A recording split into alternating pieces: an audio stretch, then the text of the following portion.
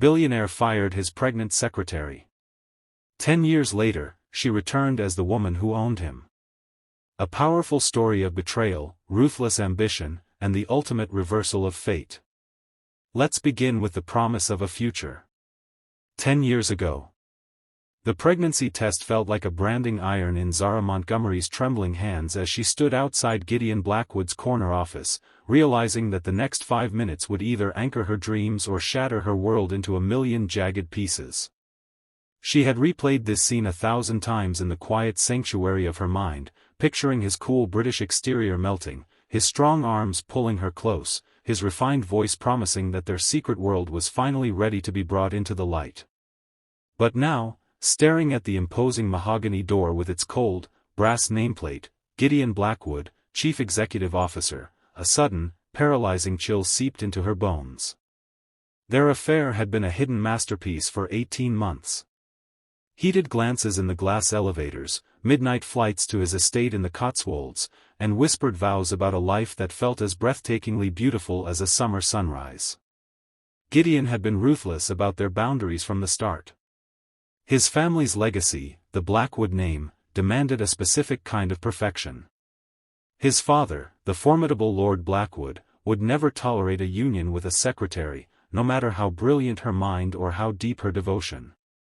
Zara had accepted the rules. She had clawed her way up from the mailroom through sheer intellect and grit, proving she belonged in the rooms where power was brokered. She understood the politics of the elite, the way a woman of color from a humble American background was often viewed as a temporary distraction rather than a permanent fixture. Yet, Gideon had made her believe, in the heat of the night and the silence of his penthouse, that she was the exception to every rule. Now, with the evidence of their shared life growing inside her, she prayed his conviction was as strong as his words. Taking a breath that tasted of both desperate hope and impending disaster, she knocked. "Enter." The voice was like velvet over steel, the sound of a man born to command empires and dismantle rivals. Zara stepped inside, her pulse thundering like a trapped bird against her ribs. Gideon sat behind his obsidian desk, immaculate in a bespoke charcoal suit, his dark hair swept back with surgical precision, his piercing eyes focused on the takeover strategy laid out before him, oblivious to the fact that his greatest challenge had just walked through the door. Chapter 1. The silence in the boardroom was more than a lack of sound, it was a physical weight, thick with the scent of Gideon's expensive cologne and the metallic tang of Zara's mounting dread. She stood at the edge of the mahogany table, her fingers tracing the folder she'd brought, a report on the Q4 projections that they had whispered about just 12 hours ago in the rumpled sheets of his penthouse. "I don't know what you're implying, Zara," Gideon said, his voice as cool and smooth as river stone. He didn't look up from his tablet. Around them, the executive team shifted uncomfortably, their eyes darting between the rising star of the marketing department and the man who held their careers in his manicured hands. "Gideon, I'm not implying anything," she said, her voice betraying a microscopic tremor. "The strategy we discussed, the one we've been refining for 18 months, it's all here." He finally looked at her. It wasn't the look of a lover, or even a friend. It was the vacant, predatory gaze of a man who had already decided she was a liability. "We haven't discussed anything outside of these four walls, Ms. Vance. And frankly, this strategy is a derivative mess. I'm beginning to wonder if your recent performance dip is due to a fundamental misunderstanding of your role here." The air left Zara's lungs. 18 months of shared meals, shared secrets, and shared dreams were being incinerated in real time. She looked for a flicker of the man who had called her his North Star just last week, but the man sitting there was a stranger wearing Gideon's skin. He was performing for the room, painting her as the delusional employee who had mistaken professional mentorship for something more. "I've been patient," Gideon continued, leaning back and steepled his fingers. "But your obsession with inserting yourself into my private schedule has become a HR nightmare. For the sake of the firm, and for your own professional recovery, we're terminating your contract, effective immediately." The gasp from the junior VP was the only sound as security appeared at the door, as if on cue. Zara felt the room tilt. He wasn't just breaking up with her, he was erasing her. He was standing over the grave of their relationship and shoveling the dirt himself, smiling at the board as he did it. "You're lying," she whispered, but the word felt flimsy against the polished marble of his reputation. "Security will escort you out," he said, already turning back to his screen. "Please ensure she leaves her keycard on the desk. We have a company to run." As the guard's hand settled on her elbow, Zara realized the brazen lie wasn't just his denial, it was the life she thought they were building. She walked out not with her head down, but with the chilling realization that Gideon hadn't just fired an employee, he had created an enemy who knew every single one of his secrets. Chapter 2. The transition from a high-rise view to a street-level reality happened with a violence that left Zara's senses raw. The apartment she managed to secure was less of a home and more of a concrete box, tucked away in a neighborhood where the streetlights flickered with a rhythmic, dying buzz. It was a one-bedroom only by the most generous of real estate definitions. The walls were thin enough to hear her neighbors' nightly arguments, and the air held a persistent scent of damp plaster and scorched coffee. The first few weeks were a blurred montage of cardboard boxes and cold silence. Every time she closed her eyes, she saw the clinical indifference in Gideon's gaze as he watched her escorted toward the service elevator. The severance package she'd counted on had been strangled by a morality clause he'd weaponized against her, leaving her with a dwindling bank balance and a resume that had been effectively blacklisted across the city. Survival became a series of calculated, exhausting maneuvers. She traded her silk blouses for thick wool sweaters and learned the brutal art of the budget, tallying the cost of eggs and bus passes with the same intensity she once used for million-dollar media buys. The relentless battle wasn't just about the physical world, though, it was the psychological toll of the descent. In the corporate world, she had been a predator, sharp and sought after. Here, she was invisible, just another face in the rain-slicked crowd, clutching a grocery bag and praying the radiator would kick in before midnight. At night, the shadows of the apartment seemed to shrink around her. She spent hours at a scratched wooden table, her laptop the only source of light. She wasn't just looking for jobs, she was cataloging the wreckage. She mapped out Gideon's vulnerabilities, the subtle cracks in his professional armor that only someone who had shared his bed would know. Hunger was a constant companion, but it was the hunger for retribution that truly kept her warm. Every rejection letter that hit her inbox was fuel. Every condescending look from a hiring manager who recognized her name from the whispered rumors served as a reminder of what she had lost, and what he still had. She was down, stripped of her status and her comfort, but in the grueling quiet of that one-bedroom cell, Zara Vance was beginning to shed her grief. In its place, something harder and much more dangerous was beginning to take shape. Chapter 3. The small kitchen was thick with the smell of scorched starch and failure. Zara stared down at the pot of macaroni, the water having boiled away while she was lost in a spreadsheet of overdue utility bills. The pasta was a clumped, blackened mass at the bottom of the cheap stainless steel, a pathetic metaphor for the domestic life she was trying to salvage. She scraped at the pot with a plastic spoon, her movements frantic and jagged, until the sound of a small throat clearing made her freeze. Leo stood in the doorway, his oversized pajamas fraying at the cuffs. He was 5, an age where the world was supposed to be made of magic and bedtime stories, not the sudden, sharp edges of poverty. He looked at the smoking pot and then up at Zara's face, which was flushed from the heat and the prickling sensation of unshed tears.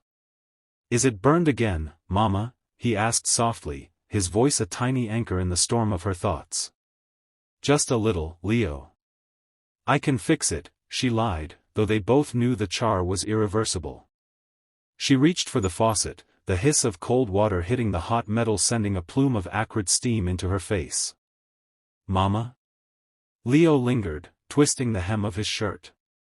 "When is Daddy coming to the new house?" "He said he'd take me to the park with the big slide when the leaves turned orange." "They're orange now."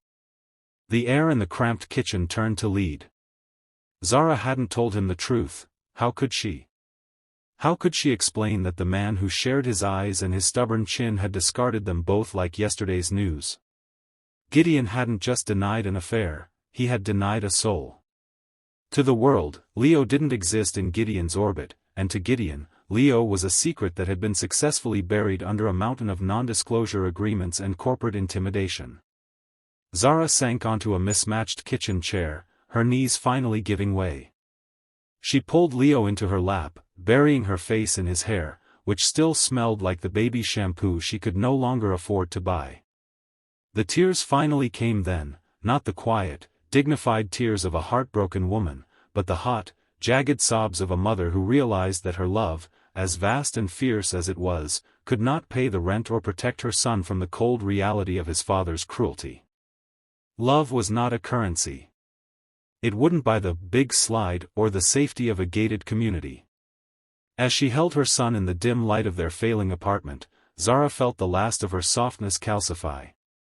If love wasn't enough to build a future, then she would build one out of something else: steel, strategy, and a debt that Gideon would be forced to pay in full.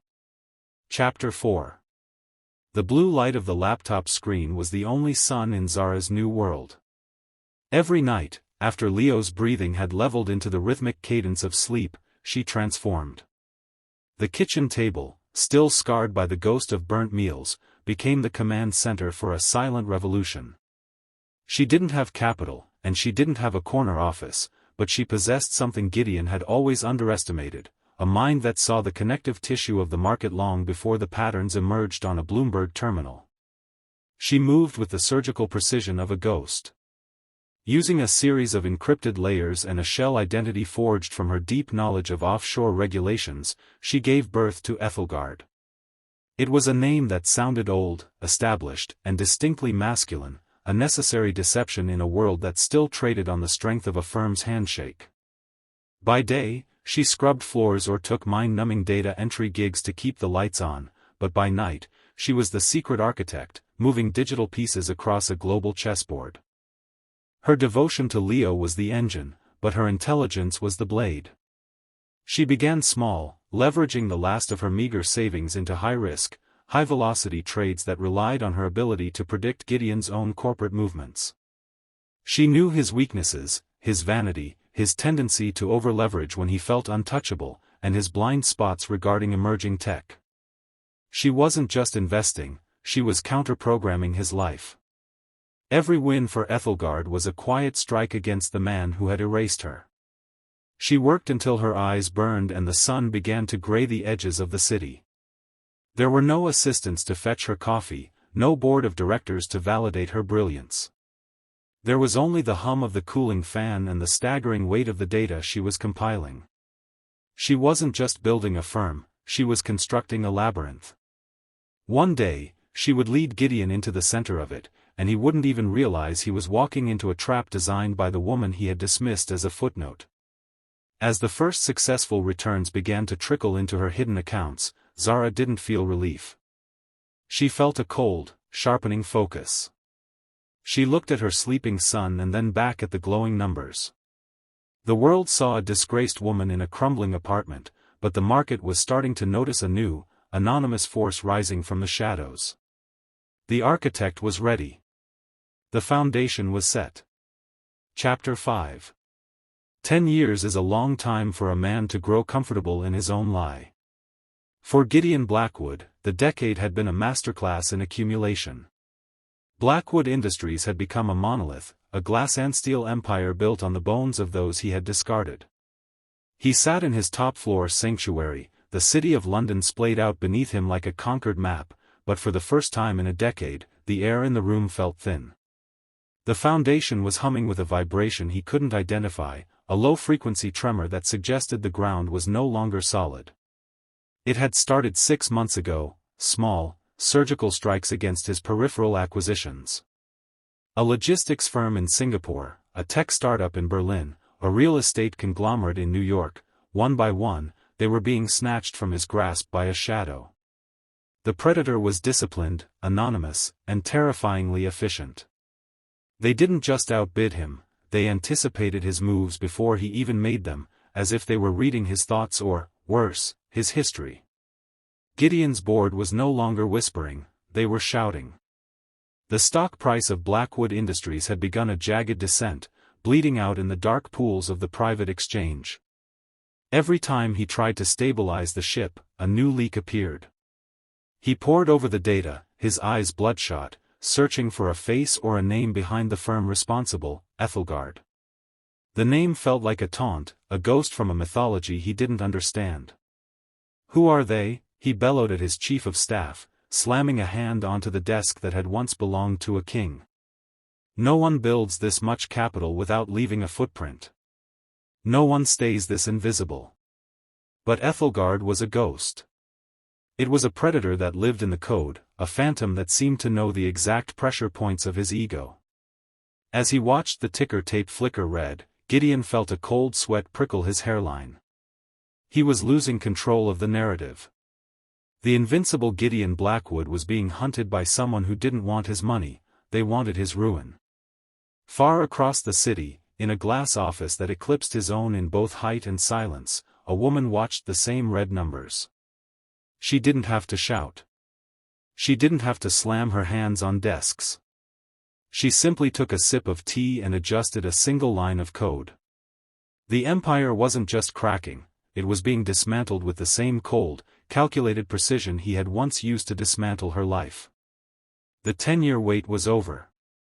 The architect had arrived. Chapter 6. The revolving glass doors of the Blackwood Plaza spun with the same indifferent elegance they had a decade ago, but the air inside had changed. It was no longer charged with the electricity of Gideon's whims, it was heavy with the scent of an ending. Zara stood on the sidewalk for a moment, her coat a sharp, tailored silhouette against the grey London morning. She remembered being hurried out of this very lobby by security, her belongings shoved into a single box that had felt like a coffin for her career. Now, she didn't need a keycard. She owned the locks. The hostile takeover had been a masterpiece of financial attrition. While Gideon had been frantically patching holes in his global subsidiaries, Zara had been quietly buying up the debt attached to the flagship building itself.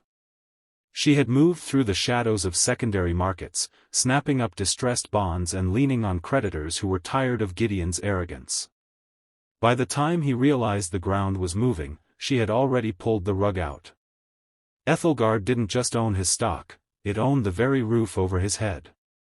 She stepped into the lobby, her heels clicking against the polished marble with the rhythm of a ticking clock.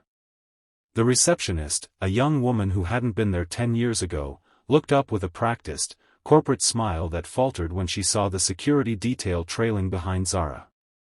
"May I help you, ma'am? Do you have an appointment?" "I don't need one," Zara said, her voice a calm, low vibration that seemed to command the room. "I'm the new landlord." She didn't stop to wait for a reaction. She headed straight for the executive elevator, the one Gideon used to keep private, the one where they had once shared a stolen, reckless kiss. As the doors slid shut, she caught her reflection in the mirrored steel. The desperate woman who had cried over burnt macaroni was gone, replaced by a titan who had learned that the only way to survive a monster was to build a bigger cage. When the elevator chimed on the top floor, the chaos was audible. Shredders were humming, and phones were ringing off the hooks. She walked through the open-plan office, past the desks of people who had once turned their heads to avoid her gaze during her walk of shame. Now, they stood frozen, sensing the shift in the food chain. She reached the mahogany doors of the boardroom and pushed them open without knocking. Gideon was there, hunched over the table, surrounded by lawyers who looked like they were preparing for a funeral. He looked up, his face gaunt, his eyes searching for an enemy he still didn't recognize. "I told you to get out of here," he snapped, his voice a ghost of its former authority. "This is a private meeting." Zara walked to the head of the table, the seat he had used to exile her. She placed her leather portfolio on the wood and looked him directly in the eye. "Actually, Gideon, you're the one trespassing. You have 1 hour to vacate my building." Chapter 7. The silence that followed Zara's declaration was a vacuum, sucking the oxygen out of the room until the lawyer's lungs burned. Gideon stayed frozen, his fingers still curled around a gold-plated pen, his brain struggling to reconcile the titan standing before him with the ghost of the woman he had exorcised a decade ago. He looked for the tremor in her hands, the desperation in her eyes, anything he could use to reassert the old hierarchy. But there was only the cold, steady light of a woman who had mastered the dark. Zara? The name left his lips like a confession, stripped of its former venom. The executives flanking him didn't wait for his command. They were creatures of instinct, and they could smell the rot of a dying regime. One by one, the men and women who had sat in judgment 10 years ago, those who had looked at their shoes while she was publicly humiliated, began to gather their tablets and briefcases. They didn't offer Gideon their support, they didn't even offer him a glance. They moved with a frantic, uncoordinated grace, scattering toward the exit like rats fleeing a flooding hold. The meeting isn't over. Gideon barked, but his voice cracked, the sound thin and pathetic against the backdrop of retreating footsteps. The heavy mahogany doors swung open and shut, over and over, until the only sound left was the hum of the air conditioning and the distant, rhythmic ticking of a grandfather clock in the corner. Zara watched the exodus with a detached, clinical interest. It was a mirror image of her final day, a choreography of abandonment she knew by heart. Years ago, they had scattered to protect their bonuses, today, they scattered to protect their reputations. The loyalty Gideon thought he had bought with high salaries and fear had evaporated the moment the deed to the building changed hands. She stepped closer, the space between them shrinking until she was standing at the edge of the table, looking down at the man who had once been her entire world. He looked small in the high-backed leather chair, his expensive suit suddenly appearing several sizes too large for his shrinking frame. "You always did have a talent for clearing a room, Gideon," she said, her tone conversational, almost pleasant. "Though usually, you're the one holding the gavel. It's a different view from this side of the table, isn't it?" He stared at her, the realization of his total isolation finally sinking in. He wasn't just losing his company, he was losing the stage on which he performed his greatness. Zara leaned forward, her shadow stretching across the blueprints of his failed empire. She wasn't just a ghost come back to haunt him, she was the architect of the reality he was now forced to inhabit. The boardroom was empty, the audience was gone, and the reckoning had finally arrived. Chapter 8. Zara didn't wait for an invitation. She pulled out the heavy, high-backed leather chair at the head of the table, the seat of power he had guarded like a religious relic, and sat down. The movement was fluid, an assertion of soul-deep ownership that made Gideon flinch as if she'd struck him.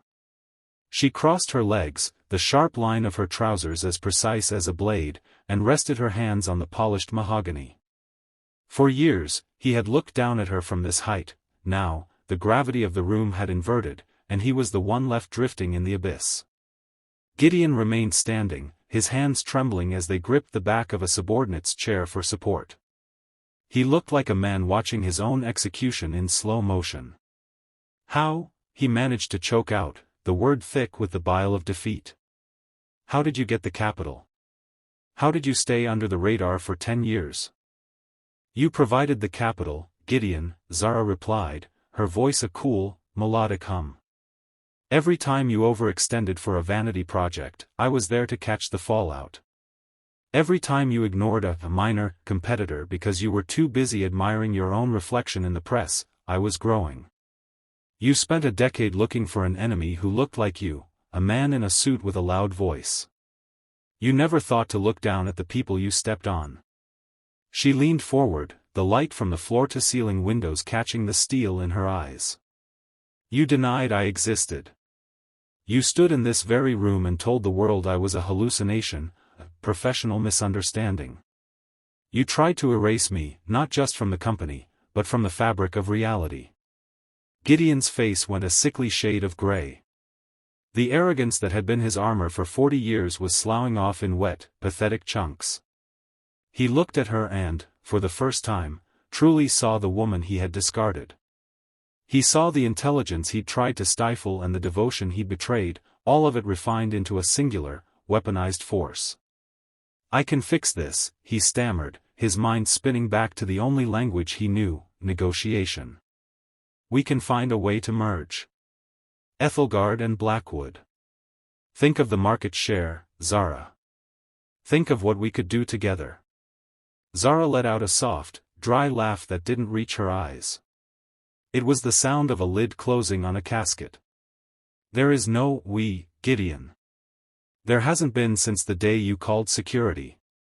You aren't a partner, you're a liability I've finally liquidated.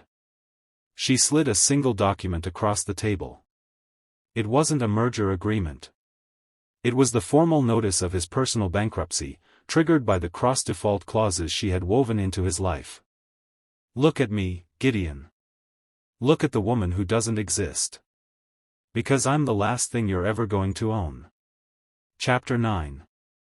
The document sat on the table like a headstone. Gideon's gaze dropped to the paper, his eyes scanning the lines of legalese that stripped him of his title, his shares, and his pride. He was a man who had built a career on the power of the signature, on the divine right of the pen to create or destroy. Now, the ink was a tether, dragging him down into the depths he had once reserved for people like Zara. I won't do it, he whispered, his voice cracking like dry parchment. I won't sign over the legacy of my family to a woman who... Who what, Gideon? Who beat you? Zara's voice was a soft, dangerous caress. She reached into her blazer and pulled out a sleek, heavy fountain pen, the one he had given her during their first anniversary, back when she still believed his promises. She clicked it open and set it atop the contract. You have two choices. You can sign this, accept a position as a junior consultant with a salary that barely covers your alimony, and watch me run your empire from the basement. Or, you can walk out of here with nothing but the suit on your back and a mountain of litigation that will ensure you never hold a bank account in this city again. The silence in the room was absolute. Gideon looked at the pen, then at Zara. He saw the cold, unwavering resolve of a builder who had spent 10 years working in the dark. He realized then that she didn't want him gone, not yet. She wanted him to witness her ascent. She wanted him to be the ghost in her machine, a living monument to her victory. His hand shook as he reached for the pen. The metal felt ice-cold against his skin. With a jagged, defeated motion, he scrawled his name across the bottom of the page. The finality of the sound, the scratch of the nib against the paper, was the sound of a world ending. Zara took the document back, blowing gently on the ink to dry it. She didn't offer him a handshake. She didn't offer him a smile. She simply stood up, the leather chair sighing as she vacated it, and walked toward the window. Below them, the city was waking up, a million lives intersecting in a grid of ambition and survival. Your new office is in the sub-basement, Gideon.